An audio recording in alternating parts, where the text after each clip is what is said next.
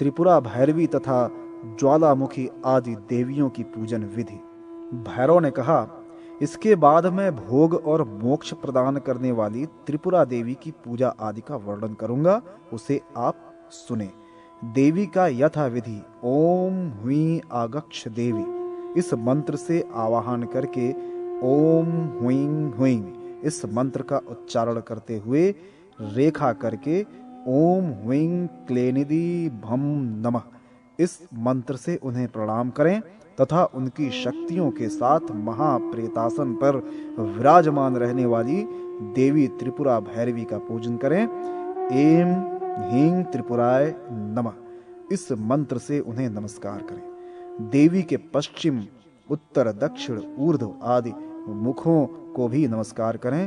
ओम हुई पाशाय नमः, क्रीं अंकुशाय नमः, ऐं कापालाय नमः इत्यादि मंत्रों से उनके पाश, अंकुश, कपाल आदि आयुधों को नमस्कार करें। त्रिपुरा भैरवी देवी की पूजा में 8 भैरव तथा उनके साथ मार्तिकाओं की भी पूजा करनी चाहिए।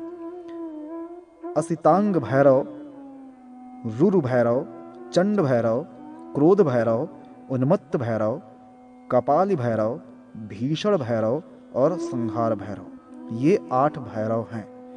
ब्राह्मणी, माहेश्वरी, कौमरी, वैष्णवी, वाराही, माहेंद्री, चामुंडा तथा अपराजिता, दुर्गा, ये 8 मातृकाएं हैं।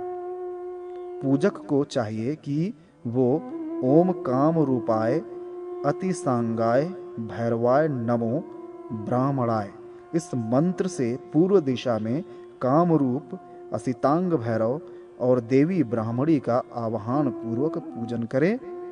उसके बाद ओम स्कंदाय नमः, रुरु भैरवाय नमः, माहेश्वराय नमः मंत्रों द्वारा दक्षिण दिशा में स्कंददेव, रुरु भैरव और देवी माहेश्वरी का आवाहन पूर्वक पूजन करें।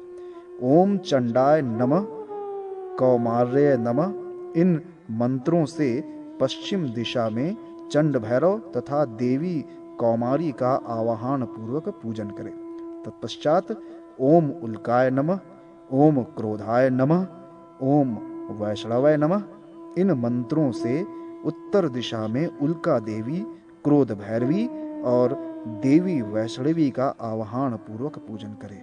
ओम अघोराय नमः, ओम उन्मत्त भैरवाय नमः, ओम वाराहाय नमः इन मंत्रों से अग्निकोण में अघोर देवी, उन्मत्त भैरव और देवी वाराही का आवाहन पूर्वक पूजन करें। तदनंतर ओम साराय कपालिने भैरवाय नमः, ओम माहेंद्राय नमः इन मंत्रों द्वारा नेतृत्व कोण में समस्त संसार के सारभूत स्वरूप कापाली भैरव और देवी माहेंद्री का आह्वान पूर्वक पूजन करें। उसके बाद साधक को ओम जालंधराय नमः, ओम भीषणाय भैरवाय नमः, ओम चामुंडाय नमः इन मंत्रों से वायु कोण में जालंधर, भीषण भैरव और देवी चामुंडा का आह्वान पूर्वक पूजन करना चाहिए। तदनंतर ओम वटुकाय नमः, ओम संहराय नमः, ओम चंडिकाय नमः इन मंत्रों से ईशान कोण में बटुक देव, संहार भैरव और देवी चंडिका का आवाहन करके उनकी पूजा करनी चाहिए। इसके बाद साधक को रति देवी, प्रीति देवी, कामदेव और उनके पंचवाड़ों की पूजा भी करनी चाहिए। इस प्रकार सदैव ध्यान, पूजा, जप तथा होम करने से देवी सिद्ध हो जाती है। नित्य क्लिन्ना, त्रिपुरा भैरवी और ज्वालामुखी नामक देवियां समस्त व्याधियों की विनाशिका हैं। अब मैं ज्वालामुखी देवी की पूजन का क्रम कहूंगा। पद्म के मध्य देवी ज्वालामुखी की पूजा करनी चाहिए तथा पद्म के बाह्य दलों में क्रमशः नित्या, अरुणा, मदनातुरा, महामोहा, प्रकृति, महेंद्राणी, कलनाकर्षिणी, भारती, ब्राह्मणी, माहेशी, कौमारी, वैष्णवी, वाराही, माहेंद्री, चामुंडा, अपराजिता, विजया, अजिता, मोहिनी, त्वरिता, स्तंभिनी, त्रिभिणी तथा देवी कालिका की पूजा करनी चाहिए। देवी ज्वालामुखी की यथा विधि पूजा करने से विष आदि दोष दूर हो जाते हैं। भैरव ने पुनः कहा, चूड़ामणि यंत्र के द्वारा प्रश्नकर्ता को शुभ एवं अशुभ समय का परिज्ञान हो जाता है। वायु जय निरूपण। भैरव ने कहा, हे देवी, अब मैं जय पराजय तथा विदेश यात्रा के शुभाशुभ मुहूर्त का संकेत देने वाले वायु जय नामक विधा का वर्णन करूंगा। वायु, अग्नि, जल और इंद्र को मांगलिक चतुष्ट के नाम से जाना जाता है। प्रायः प्राणी के शरीर में वायु अधिकतर वाम और दक्षिण भाग की नाड़ियों से प्रवाहित होता है। अग्नि शरीर में ऊर्ध्वगामी होता है और जल अधोगामी। महेंद्र तत्व शरीर के मध्य भाग में स्थित रहता है, किंतु शुक्ल पक्ष में वो वाम भाग तथा कृष्ण पक्ष में दक्षिण भाग की नाड़ियों से होकर शरीर में प्रवाहित होता है। प्रत्येक पक्ष का प्रारंभिक 3-3 दिन इसका उदय काल होता है, अर्थात शुक्ल पक्ष की प्रतिपदा से लेकर तृतीया तिथि तक तो वायु नासिका के वाम छिद्र से होकर प्रवहमान रहता है और कृष्ण पक्ष की प्रतिपदा तिथि से लेकर तृतीया तिथि पर्यंत जो वायु नासिका के दक्षिण छिद्र से होकर प्रवहमान रहता है वो उदय काल का वायु माना जाता है। यदि इस नियम के अनुसार वायु का प्रवाह होता है तो अच्छा होता है, किंतु विपरीत होने पर पतन होता है। यदि प्राणी के शरीर में वायु सूर्य मार्ग में उदित होकर चंद्र मार्ग में अस्त हो तो गुणों की वृद्धि होती है, इसके विपरीत होने पर शरीर में विघ्न होता है। हे वारानने, दिन और रात में 16 संक्रांतियां मानी गई है। आधे आधे प्रहर के बाद एक एक संक्रांति का परिमाण है। इसी गति से शरीर में प्रवहमान वायु का संक्रमण काल आता है। जब वायु शरीर के अंतर्गत आधे प्रहर के बाद संक्रांत होने लगता है, अर्थात आधे आधे प्रहर में वायु का भ्रमण होता है, तो स्वास्थ्य की हानि अवश्यम भावी है। भोजन और मैथुन काल में दाहिने नासापुट से वायु भ्रमण करे तो हितकर होता है। इस स्थिति में हाथ में तलवार लेकर योद्धा युद्ध में यथेष्ट शत्रुओं पर जीत सकता है। समस्त कार्यों में यदि वाम नासापुट से वायु का भ्रमण हो तो प्रश्नकर्ता का प्रश्न शुभकर तथा श्रेष्ठ माना गया है। वायु के महेंद्र तथा वरुण जल तत्व में प्रवाहित होने पर कोई भी दोष नहीं होता। दाहिने हाथ से प्रवाहित होने पर अनावृष्टि का योग तथा बाएं से प्रवाहित होने पर वृष्टि का योग होता है। उत्तम तथा अधम अश्वों के लक्षण, अश्वों के आगंतुज और त्रिदोषज रोगों की चिकित्सा तथा अश्व शांति, गजायुर्वेद, गज चिकित्सा और गज शांति। धन्वंतरी ने कहा, अब मैं अश्वायुर्वेद और अश्वों के शुभ अशुभ लक्षणों का वर्णन करता हूँ। जो अश्व कौवे के समान नुकीले मुंह वाला, काली जीभ वाला, वृक्ष के समान फैले मुंह वाला, गरम तालु प्रदेश वाला, 2 से अधिक दंत पंक्तियों से युक्त दांत रहित सींग वाला, दांतों के मध्य रिक्त स्थान वाला, एक अंडकोश से युक्त अंडकोश से रहित, कंचुकी वक्ष स्थल पर कंचुक के लक्षण से समन्वित, 2 खुरों से संपन्न, स्तन युक्त, बिलौटे के समान पैरों वाला, व्याघ्र के सदृश रूप एवं वर्ण से समन्वित, कुष्ठ तथा विद्रधि रोग के रोगी पुरुष के समान जुड़वां उत्पन्न होने वाला, बौना, बिलौटे तथा बंदर सदृश नेत्रों वाला हो, वो दोषयुक्त होने पर त्याज्य है। उत्तम जाति का घोड़ा तो वो होता है जो तुरुष्क प्रदेश, तुर्किस्तान, सिंधु या अरब देश में जन्म लेता है। इसकी ऊंचाई 7 हाथ होती है। मध्यम कोटि का घोड़ा 5 हाथ और तृतीय कोटि का घोड़ा 3 हाथ ऊंचा माना गया है। स्वस्थ घोड़े छोटे छोटे कान वाले, चितकबरे, प्रभावशाली, उत्साह संपन्न और दीर्घजीवी होते हैं। रेवंत सूर्य देव के पुत्र हैं। इनकी पूजा, होम तथा ब्राह्मण भोजन आदि के द्वारा अश्वों की रक्षा करनी चाहिए।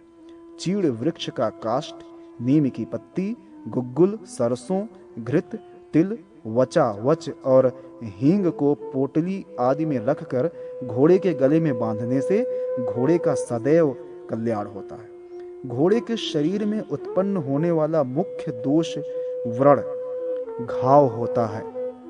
ये दो प्रकार का होता है। एक है आगंतुज व्रण दोष और दूसरा है वात पित्त आदि त्रिदोषों से उत्पन्न व्रण दोष। वात विकार के कारण उत्पन्न व्रण दोष चिरपाक देर से पकने वाला होता है और श्लेष्म विकार के कारण उत्पन्न व्रण दोष क्षिप्रपाक शीघ्र पकने वाला होता है। पित्तज दोष के कारण उत्पन्न व्रण दोष घोड़े के कंठ भाग में दाह और रक्त विकार के कारण उत्पन्न व्रण में मंद मंद वेदना होती है। आगंतुज अर्थात बाहर से चोट, गिरने या आघात आदि से उत्पन्न व्रण दोष का शोधन शल्य चिकित्सा के द्वारा करना चाहिए। व्रण की ये चिकित्सा करके उसमें एरंड मूल, हल्दी, दारू हल्दी, चित्रक, सोंठ और लहसुन मट्ठे अथवा कांजी में पीसकर भर देना चाहिए। तिल, सत्तू, दही, सेंधा नमक और नीम की पत्ती एक साथ पीसकर उस व्रण पर रखने से भी घोड़े को लाभ होता है। परवल, नीम की पत्ती, वचा, वच, चित्रक, पिप्पली और अदरक का चूर्ण बनाकर घोड़े को पिलाना चाहिए। इसके सेवन से घोड़े का कृमि दोष, श्लेष्म विकार तथा वायु प्रकोप नष्ट हो जाता है। नीम की पत्ती, परवल, त्रिफला और खैर का काढ़ा बनाकर यदि घोड़े को पिलाया जाए तो उसका रक्तस्राव बंद हो जाता है। घोड़े में कुष्ठ विकार होने पर तो उसके उपशमन के लिए इसी काढ़े को 3 दिन देना चाहिए। व्रण युक्त कुष्ठ रोग होने पर सरसों का तेल बहुत ही लाभप्रद है। लहसुन आदि का काढ़ा देने से उसके खाने पीने के दोष दूर हो जाते हैं। बिजौरा नींबू का रस जटामांसी के रस में मिलाकर नस्य देने से तत्काल घोड़े के वात जनित दोषों का विनाश होता है। घोड़े को प्रथम दिन 1 पल औषधीय नस्य देना चाहिए। इसके बाद एक एक पल प्रतिदिन अधिक बढ़ाते हुए 18 दिन तक इसका उपयोग करना चाहिए। यह मात्रा उत्तम प्रकार के घोड़े की है। मध्यम प्रकार के घोड़े की औषधि की मात्रा 14 पल तथा अधम जाति के घोड़े की मात्रा 8 पल होती है। शरत और ग्रीष्म ऋतु में घोड़ों को ऐसे विकारों से मुक्त करने के लिए किसी भी प्रकार की औषधि का नस्य प्रयोग करना उचित नहीं है। घोड़े के वातजन्य रोग में शर्करा, घृत तथा दुग्ध से युक्त तैल, श्लेष्मिक रोग में त्रिकटु से युक्त कड़ुआ तेल और पित्त विकार में त्रिफला चूर्ण समन्वित जल से नस्य देना चाहिए। साठी चावल और दुग्ध खाने पीने वाला घोड़ा अत्यंत बलशाली होता है। पके हुए जामुन के समान तथा सोने के सदृश चमकते हुए वर्ण वाला अश्व श्रेष्ठ होता है। भारवाही घोड़े को आधे आधे प्रहर पर गुग्गुल का सेवन कराना चाहिए। जो घोड़ा बहुत ही जल्दी थक जाने के कारण रुक जाता हो उसको खीर या दूध पिलाना चाहिए। वात जनित विकार होने पर घोड़े को भोजन में साठी चावल का भात और दूध देना चाहिए। पित्त विकार होने पर उसको 1 कर्ष अथवा 2 तोला जटामांसी का रस, मधु, मूंग का रस और घृत का मिश्रण देने से लाभ होता है। कफ विकार होने पर मूंग और कुल्थी या कड़ुआ तथा तिक्त भोज्य पदार्थ देना चाहिए। बधिरता या ग्रासजन्य रोग से ग्रस्त होने पर अथवा त्रिदोषजन्य विकारों से उत्पन्न हो जाने से दुखित घोड़े को गुग्गुल की औषधि देनी चाहिए। सभी प्रकार के रोगों में घोड़े को पहले दिन अन्य प्रकार की घासों के साथ 1 पल दूर्वा घास देना भी अपेक्षित है। उसके बाद इस मात्रा को धीरे धीरे बढ़ाना चाहिए। 1 दिन में 1 कर्ष अर्थात 2 तोला और अधिकतम 5 पल दिया जाना चाहिए। सामान्य स्थिति में घोड़े के लिए खाने पीने के निमित्त 80 पल दूर्वा की मात्रा श्रेष्ठतम मानी गई है। उसकी मध्यम मात्रा 60 पल और अधम 40 पल है। घोड़े को वर्ण, कुष्ठ और खंज विकार, लंगड़ाने का विकार होने पर त्रिफला के क्लाथ में भोजन मिलाकर देना चाहिए।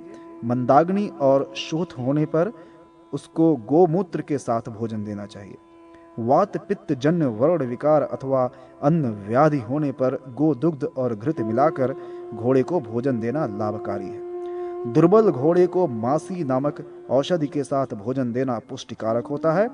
शरत और ग्रीष्म ऋतु में घोड़े को 5 पल गुड़ुचि का रस घी में पिलाने अथवा दूध में मिलाकर प्रातःकाल पिलाना चाहिए। ये घोड़े के रोगों का विनाश करने वाली, उसको शक्ति संपन्न बनाने वाली और उनके तेज को बढ़ाने वाली है। गुड़ुचि कल्प के साथ शतावरी और अश्वगंधा नामक औषधियों के रस की मात्रा क्रमशः उत्तम, मध्यम और अधम रूप में 4 पल, 3 पल तथा 1 पल निश्चित की गई है। यदि घोड़े में अकस्मात एक ही प्रकार का रोग उत्पन्न हो जाए और उपचार होने पर भी घोड़े की मृत्यु हो जाए तो उसे उपसर्ग, कोई दैवी प्रकोप या महामारी समझना चाहिए। उसकी शांति के लिए हवन, पूजन, ब्राह्मण भोज आदि कराना चाहिए। हरितकी कल्प के सेवन से भी उपसर्ग की शांति होती है। गोमूत्र, सरसों के तेल और सेंधा नमक से युक्त हरितकी की मात्रा प्रारंभ में 5 मानी गई है। तत्पश्चात प्रतिदिन उसकी 5-5 मात्रा बढ़ाते हुए 100 तक की जा सकती है। घोड़े के लिए 100 हरितकी की मात्रा उत्तम है। 80 तथा 60 मात्राओं का भी परिमाण है, जो मध्यम तथा अधम मात्राएं मानी गई हैं। धन्वंतरी जी ने पुनः कहा, हे सुश्रुत, अब मैं अश्वायुर्वेद की भांति गजायुर्वेद का वर्णन करने जा रहा हूं, आप उसे सुने। अश्व चिकित्सा में बताए गए औषधिक कल्प हाथियों के लिए भी हितकारी है। हाथी के निमित्त उक्त मात्रा 4 गुनी होती है। पूर्व वर्णित औषधियों के द्वारा भी हाथियों में पाए जाने वाले रोगों को दूर किया जा सकता है। हाथियों की उपसर्ग जनित व्याधियों, दैवी प्रकोप या महामारी आदि के उपशमन के लिए गज शांति कर्म करना चाहिए। देवताओं और ब्राह्मणों की रत्न आदि के द्वारा पूजा करके उन्हें कपिला गौ का दान दें। रक्षा मंत्रों से अभिमंत्रित वचा, वच और सरसों को माला में पिरोकर हाथी के दोनों दांतों में बांधना चाहिए। सूर्य अथवा 9 ग्रहों के साथ शिव, दुर्गा, लक्ष्मी और विष्णु के पूजन आदि से हाथी की रक्षा होती है। देवादि की पूजा करने के पश्चात प्राणियों के लिए अन्नादि की बलि देकर हाथी को 4 घड़ों के जल से स्नान कराना चाहिए। तदनंतर मंत्रों के द्वारा अभिमंत्रित भोजन हाथी को दे देना चाहिए। हाथी के पूरे शरीर पर भस्म लगाना चाहिए। त्रिफला, पंचकोल, पीपर, पीपरा मूल, चव्य, चित्रक मूल, सोंठ, दशमूल, विडंग, शतावरी, गुड़ूची, नीम, अणूसा और पलाश के चूर्ण अथवा क्लाथ हाथी के रोगों को विनष्ट करने में समर्थ है।